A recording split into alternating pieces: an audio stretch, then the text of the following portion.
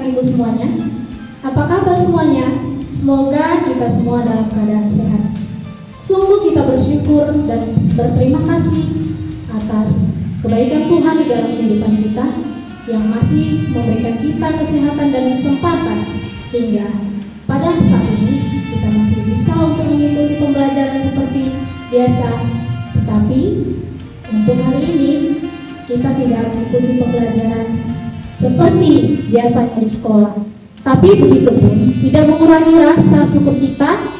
Untuk itu, sebelum kita mulai aktivitas kita pada hari ini, mari kita datang kepada Tuhan. Mari kita bernyanyi dengan lagu pujian Hari Ini Kurasa Bahagia.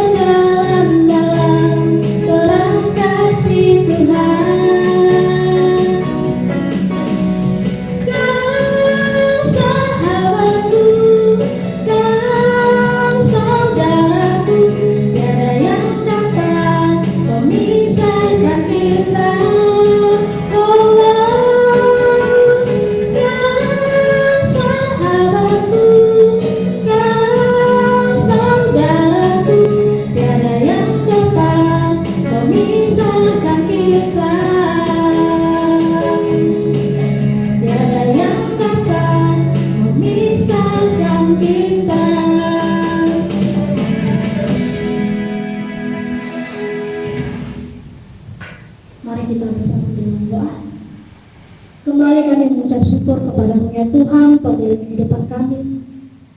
Sampai saat ini, Kau masih senantiasa memberikan kami kesehatan.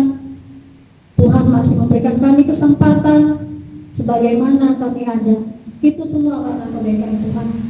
Bapa, sebentar lagi kami akan merenungkan sebagian dari firman-Mu. Kiranya Tuhan berikan kami roh pengertian dan pemahaman, supaya kami dapat memahami firman-Mu itu, dan kami dapat jadikan menjadi pedoman di dalam kehidupan kami. Di dalam nama anak-Mu Tuhan Yesus Kristus, kami berdoa dan mengucap syukur. Amin. Sebelum kita akan mendengarkan sebagian dari firman Tuhan yang akan dibawakan oleh yang banyak, Bapak Julati, mari kita angkat lagu pujian, firman-Mu perintah bagi kakiku.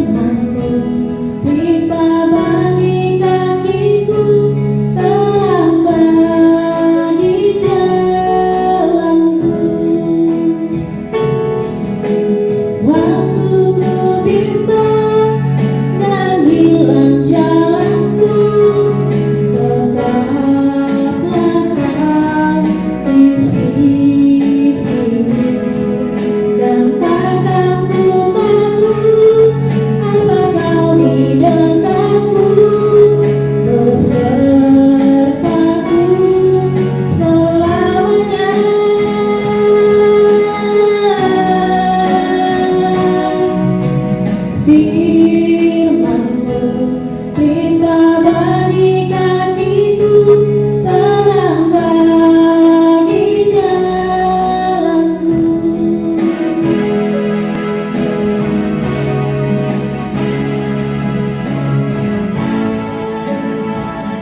Shalom anak-anak, selamat pagi.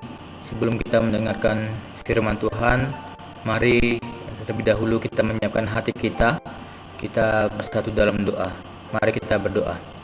Bapa yang baik, Bapa yang berkata di kerajaan surga, puji dan syukur kami naikkan kepadamu Tuhan. Di pagi hari ini Tuhan masih memberikan kami napas kehidupan, kesehatan, kekuatan, dan kami boleh datang memuji, memuliakan nama Tuhan.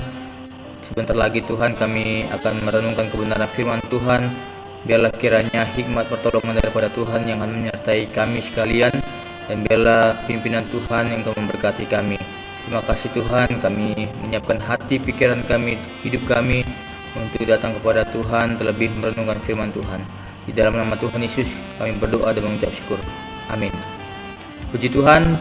Mari anak-anak yang dikasihi Tuhan, kita menyiapkan hati kita untuk dilawat oleh kebenaran firman Tuhan. Mari persiapkan Alkitab kalian semua, ya. Firman Tuhan pada hari ini terambil dalam kitab Yosua. Mari semua anak-anak sekalian membuka Alkitabnya, Yosua pasal 7 dan Yosua pasal 8. Yosua pasal 7 dan Yosua pasal 8. Nah, beberapa ayat yang akan Bapak bacakan hanyalah beberapa ayat yang Bapak lihat pokok utama dalam pembahasan Yosua pasal 7 dan Yosua pasal 8, ya. Bapak akan membacakannya untuk kita sekalian, anak-anak sekalian bisa memperhatikannya dengan baik, ya. Terlebih kalian bisa melihat Alkitabnya.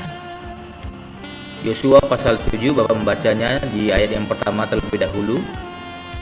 Tetapi orang Israel berubah setia dengan mengambil barang-barang yang dikuduskan itu. Karena Akan bin Karmi bin Zabdi bin Zerah dari suku Yehuda mengambil sesuatu dari barang-barang yang dikhususkan itu. Lalu bangkitlah murka Tuhan terhadap orang Israel. Bapak baca ayat 10, perhatikan. Lalu berfirmanlah Tuhan kepada Yosua, bangunlah, mengapa engkau sujud demikian? Orang Israel telah berbuat dosa. Mereka melanggar perjanjianku yang kuperintahkan kepada mereka. Mereka mengambil sesuatu dari barang-barang yang dikhususkan itu. Mereka mencurinya, mereka menyembunyikannya, dan mereka menaruhnya di antara barang-barangnya. Sebab itu, orang Israel tidak dapat bertahan menghadapi musuhnya. Mereka membelakangi musuhnya, sebab mereka itu pun dikhususkan untuk ditumpas. Aku tidak akan menyertai kamu lagi jika barang-barang yang dikhususkan itu tidak kamu punahkan dari tengah-tengahmu. Ayat 13, bangunlah, kuduskanlah bangsa itu dan katakan, kuduskanlah dirimu untuk hari esok, sebab demikianlah firman Tuhan Allah Israel. Hai orang Israel, ada barang-barang yang dikhususkan di tengah-tengahmu, kamu tidak akan dapat bertahan menghadapi musuhmu. Sebelum barang-barang yang dikhususkan itu kamu jauhkan dari tengah-tengah kamu. Besok pagi kamu harus tampil ke muka suku demi suku, dan suku yang ditunjuk oleh Tuhan harus tampil ke muka kaum demi kaum, dan kaum yang ditunjuk oleh Tuhan harus tampil ke muka keluarga demi keluarga, dan keluarga yang ditunjuk oleh Tuhan harus tampil ke muka seorang demi seorang. Dan siapa yang didapati menyimpan barang yang dikhususkan itu akan dibakar dengan api, ia dan segala sesuatu yang ada padanya, sebab ia telah melanggar perjanjian Tuhan dan berbuat noda di antara orang Israel. Ayat 16, keesokan harinya bangunlah Yosua pagi-pagi, lalu menyuruh orang Israel tampil ke muka suku demi suku. Maka didapatilah suku Yehuda. Ketika disuruhnya tampil ke muka kaum-kaum Yehuda, maka didapatinya kaum Zerah. Ketika disuruhnya tampil ke muka kaum Zerah, seorang demi seorang, maka didapatilah Zabdi. Ketika disuruhnya keluarga orang itu tampil ke muka seorang demi seorang, maka didapatilah Akan bin Karmi bin Zabdi bin Zerah dari suku Yehuda. Berkatalah Yosua kepada Akan, anakku, hormatilah Tuhan Allah Israel dan mengakulah di hadapannya. Katakanlah kepadaku apa yang kau perbuat, jangan sembunyikan kepadaku. Lalu Akan menjawab Yosua, katanya, "Benar, akulah yang berbuat dosa terhadap Tuhan Allah Israel. Sebab beginilah perbuatanku, aku melihat di antara barang-barang jarahan itu jubah yang indah buatan Siniar dan 200 shikel perak dan sebatang emas yang 50 shikal beratnya. Aku mengingininya, maka kuambil semuanya itu, disembunyikan ke dalam kemahku dalam tanah, dan perak itu dibawa sekali." Lalu Yosua menyuruh orang segera pergi ke kemah itu, dan sesungguhnya semuanya itu disembunyikan dalam kemah Akan, dan perak itu ada di bawah sekali. Maka mereka mengambil semuanya itu dari dalam kemah, lalu membawanya kepada Yosua dan kepada semua orang Israel, dan mencurahkannya di hadapan Tuhan. Kemudian Yosua beserta seluruh Israel mengambil Akan bin Zera dan perak, jubah dan emas batang itu, anak-anaknya yang laki-laki dan perempuan, lembunya, keledainya, dan kambing dombanya, kemahnya, dan segala kepunyaannya. Lalu semuanya itu dibawa ke lembah Akor. Berkatalah Yosua, "Seperti engkau mencelakakan kami, maka Tuhan pun mencelakakan engkau pada hari ini." Lalu seluruh Israel melontari dia dengan batu, semuanya itu dibakar dengan api dan dilempar dengan batu. Ayat 26, sesudah itu didirikanlah di atasnya suatu timbunan batu yang besar yang masih ada sampai sekarang. Lalu surutlah murka Tuhan yang bernyala-nyala itu. Oleh sebab itu nama tempat itu sampai sekarang disebutkan lembah Akor. Pasal 8 kita bisa melihat, kita buka pasal 8, Bapak membacanya demikian. Ayat yang pertama, "Kemudian berfirmanlah Tuhan kepada Yosua, janganlah takut dan janganlah tawar hati, bawalah seluruh tentara dan bersiaplah maju ke Ai. Ketahuilah, aku serahkan kepadamu raja negeri Ai, rakyatnya, kotanya, dan negerinya." Ayat 23 Bapak baca, "Tetapi raja Ai ditangkap, mereka hidup-hidup dan dihadapkan kepada Yosua. Segera sesudah orang Israel selesai membunuh seluruh penduduk kota Ai di padang terbuka kemana orang Israel mengejar mereka, dan orang-orang ini semuanya tewas oleh mata pedang sampai orang yang penghabisan. Maka seluruh Israel kembali ke Ai dan memukul kota itu dengan mata pedang. Jumlah semua orang yang tewas pada hari itu, baik laki-laki maupun perempuan, ada 12.000 orang, semuanya orang Ai. Dan Yosua tidak menarik tangannya yang mengacungkan lembing itu, sebelum seluruh penduduk kota Ai ditumpasnya. Hanya ternak dan barang-barang kota itu dijarah oleh orang Israel sesuai dengan firman Tuhan yang diperintahkannya kepada Yosua. Yosua membakar Ai dan membuatnya menjadi timbunan puing untuk selama-lamanya, menjadi tempat yang tandus sampai sekarang. Dan raja Ai digantungnya pada sebuah tiang sampai petang. Ketika matahari terbenam, Yosua memerintahkan orang menurunkan mayat itu dari tiang, lalu dilemparkan di depan pintu gerbang kota. Kemudian didirikan oranglah di atasnya suatu timbunan batu yang besar yang masih ada sampai sekarang. Puji nama Tuhan. Bapak membacakan ayat yang sudah kalian bisa perhatikan. Nah, anak-anak yang dikasih Tuhan, pada hari ini kita lihat dalam kisah Yosua pasal 7 dan pasal 8 yang kita lihat di sini bagaimana ada dosa Akan. Kita akan membahas dosa Akan ya. Di sini kita lihat bagaimana suatu hari bangsa Israel berperang melawan bangsa Yeriko dan akhirnya menang. Nah, kalau kisah bangsa Israel yang bagaimana mengalahkan bangsa Yeriko, yang bagaimana Tuhan perintahkan mereka ya memutari ya tembok Yeriko itu ya sebanyak 7 kali ya, sampai akhirnya kota Yeriko ini, tembok Yeriko ini hancur, dilululantakkan. Nah, kemudian akhirnya mereka menang karena mereka mengelilinginya dengan puji-pujian yang bagaimana Tuhan atur strategi perang yang ada ya, hanya berputar mengelilingi kota itu sebanyak 7 hari. Kemudian bagaimana di situ bangsa Israel mendapatkan barang emas, perak, tembaga, dan besi. Nah, anak-anak, bagaimana di sini besoknya ya, setelah mereka di pasal yang ke-6, setelah mereka mengalahkan orang Yeriko, bangsa Yeriko, besoknya Yosua memerintahkan bangsa Israel untuk berperang dengan bangsa Ai ya. Nah, bangsa Ai ini ya sebenarnya adalah bangsa yang lemah, yang lebih sedikit jumlahnya dibandingkan dengan orang Yeriko, ya. Nah, kita lihat apa yang terjadi pada saat itu. Tetapi bangsa Israel kalah dan bangsa Ai menang. Nah, menarik sekali, ya. Kenapa bangsa Israel bisa kalah dan bangsa Ai bisa menang? Padahal kalau dari segi kekuatannya itu bangsa Ai itu lebih lemah, lebih sedikit dibandingkan dengan orang-orang Yeriko yang ada, ya. Nah, kita bisa melihat nantinya apa alasannya. Kemudian,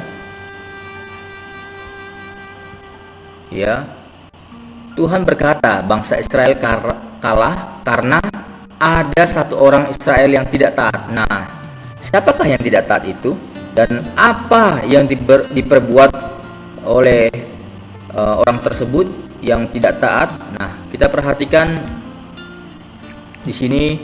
Nah, besoknya, ya, itu kita bisa lihat di dalam pasal 7, ya, pasal 7 ayat 20, ya. Pasal 7 ayat 20, besoknya Tuhan menunjukkan kepada Yosua bahwa orang yang tidak taat itu adalah Akan bin Zerah, ya. Dia adalah salah satu suku dari Yehuda, ya. Itu kita bisa lihat di dalam pasal 18, ya, didapatilah Akan bin Zerah dari suku Yehuda, yang pada bagaimana Yosua, ya, bertanya kepadanya, apa yang kamu lakukan dalam ketidaktaatanmu itu. Nah, anak-anak, di sini kita lihat apa yang menjadi masalahnya, ya. Akan mengambil jubah serta mencuri perak dan emas disembunyikan di kemahnya. Jadi ada aturan yang bagaimana ketika Tuhan sampaikan setelah mereka selesai dalam berperang, ya, ada hal yang boleh diambil, ada hal yang tidak boleh diambil. Nah, Tuhan sudah melarang bahwasanya ketika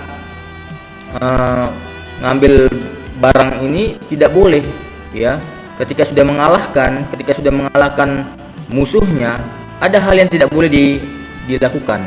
Ya, ini ketika mereka mengalahkan orang-orang Yeriko, ya, akan mengambil barang-barang, ya, dari tempat Yeriko, ya. Kemudian pada akhirnya, ya, disinilah letak kesalahannya, akan mencuri barang-barang jarahan itu tanpa, ya, dia ada bertanya dulu apakah boleh mengambil atau tidak. Dia tidak mengetahuinya, dalam arti sudah disampaikan sama Yosua jangan ambil barang itu, tetapi dia diam-diam bersembunyi mengambil barang itu dan disembunyikannya di kemahnya. Kemudian apa yang terjadi?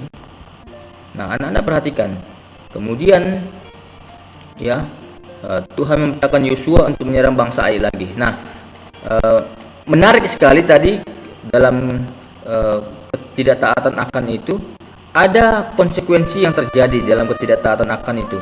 Kalau kita lihat, ya, anak-anak sekalian, pasal yang ke-20, setelah Akan mengakui dosanya, apa yang terjadi? Apakah dia diampuni? Tidak demikian. Di ayat 21, ya, dia mengakuinya sampai pada ayat yang terakhir, dia dan seluruh keluarganya dibunuh dan semua barang-barang yang diambilnya itu dibakar, ya, dibakar dengan dirinya sendiri. Nah, itu konsekuensi yang akhirnya diambil oleh Akan itu sendiri. Nah, sampai pada akhirnya, ya, di situ dalam arti dikuduskanlah semua keadaan orang Israel sebelum akan berperang kembali lagi, ya. Makanya setelah esoknya Tuhan memerintahkan Yosua untuk menyerang bagi bangsa Ai lagi. Ini setelah bagaimana murka Tuhan surut. Murka Tuhan sudah tidak ada lagi, ya, karena ketidaktaatan satu orang itu, ya. Tuhan memerintahkan Yosua untuk menyerang bangsa Ai lagi, ya. Kemudian apa yang terjadi, ya, sampai pada akhirnya Yosua memilih 30.000 tentara, pahlawan-pahlawan yang gagah perkasa. Jadi 30.000 tentaranya itu dipersiapkan untuk menghadapi bangsa Ai, ya, yang sebenarnya lebih banyak pasukan Israel ini daripada bangsa Ai. Kemudian anak-anak perhatikan di sini, ya, ada strategi perang yang Tuhan persiapkan. Strategi perang yang Tuhan siapkan kalau kita lihat di pasal ke-8 itu, nanti di pasal yang ke-8 ayat 3 sampai ayat 20 itu menerangkan bagaimana strategi perang yang Tuhan perintahkan, ya, kepada bangsa Israel. Di situ para tentara Israel bersembunyi dan bersiap untuk menyerang. Kemudian, ya, pada waktu pagi hari, ya, ini jebakan. Ya, jebakan Raja Negeri Ai memerintahkan untuk menyerang tentara Israel. Ya, setelah merasa bangga, ya, Raja Ai ini bisa mengalahkan Israel, dia pun juga dengan semangatnya mau menyerang tentara Israel. Jadi ada strategi perang yang Tuhan buat oleh bangsa Israel, ya, dari 30.000 itu ada 25.000 itu mereka sembunyi, ya, di belakang kota. Mereka sembunyi di belakang kota, dan 5.000 orang itu ada di depan kota Ai itu. Nah, pada waktu mereka yang 5.000 orang itu ada di depan kota itu, nah, Raja Ai mendengar dan melihat bahwasanya bangsa Israel itu datang dengan pasukannya. Nah, jadi disitulah pagi hari itu Raja Ai memerintahkan untuk menyerang tentara Israel. Dengan semangatnya mereka meninggalkan kota itu, kota mereka, tanpa ada pertahanan di kota itu. Mereka mengejarnya. Kemudian apa yang terjadi? Nah, pada akhirnya bangsa Israel berhasil menyerang kota Ai serta membakarnya dan menang. Nah, ini apa ciri-cirinya dan bagaimana masalahnya bisa bangsa Israel menyerang kota Ai, padahal, ya, strategi perang yang sebelumnya apa yang terjadi? Israel kalah. Nah, sekarang pada akhirnya bangsa Israel bisa menang melawan bangsa Ai serta membakar dan memenangkan dalam pertempuran itu. Nah, kemudian anak-anak yang kasih Tuhan, kita lihat, ya, akhirnya sebagai ucapan syukur Yosua mendirikan mezbah bagi Tuhan. Nah, anak-anak yang dikasih Tuhan, apa yang dapat kita pelajari dari kisah Yosua pasal 7 dan pasal yang ke-8?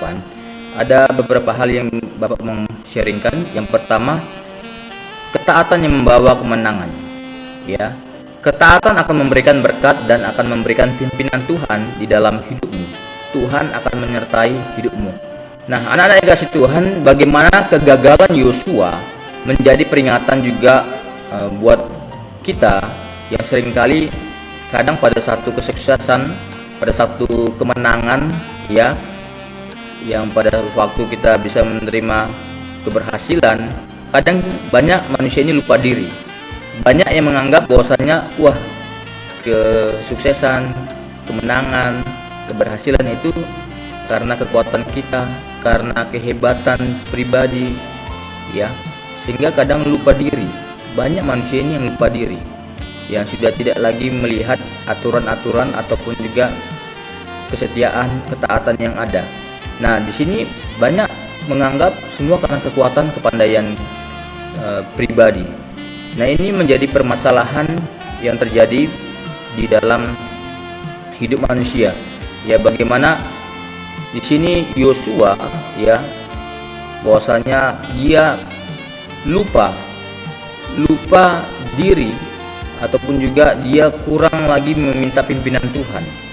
Ya, Yosua kurang membawa nasihat itu kepada Tuhan, ya, bagaimana dalam pertempuran dia dengan Ai. Waktu pada pertempuran dengan bangsa Yeriko, ya, mereka mengalami kemenangan karena apa? Mereka meminta pimpinan Tuhan. Ya, kegagalan tentara Israel dalam menyerbu Ai disebabkan juga, ya, selain daripada Yosua kurang meminta hikmat pimpinan Tuhan, ya, dan kemudian di sini kegagalan Israel dalam menyerbu Ai yang sebenarnya jumlah orang bangsa Ai itu sedikit dibandingkan dengan orang Yeriko. dan lagi tentara orang Ai itu sebenarnya lemah dibandingkan dengan orang Yeriko, ya. Dan kegagalan yang kedua itu oleh orang Israel dalam menyerbu Ai disebabkan karena ada pencuri yang melawan perintah Allah, ya.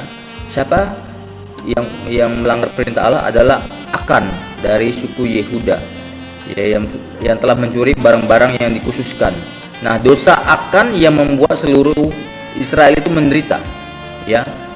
Akhirnya kebodohan Akan ini menyebabkan manusia, teman-temannya yang lainnya 30 orang lebih itu tewas pada waktu pertempuran pertama melawan bangsa Ai, ya. 36 tentara tersebut tewas gara-gara perbuatan Akan yang membuat kekalahan itu juga. Nah, kemudian pada akhirnya tawarlah hati bangsa itu yang luar biasa karena keadaan seperti ini. Nah, anak-anak yang dikasih Tuhan, bagaimana kita bisa melihat, ya, ketika bangsa Israel, ya, mau datang kepada Tuhan, ya, pada ayat yang pasal yang ke-7 ayat ke-20 itu, bagaimana Allah mengingatkan Yosua tentang kekudusan, bahwasanya kuduskanlah bangsamu pada hari ini juga sebelum engkau melawan bangsa Ai.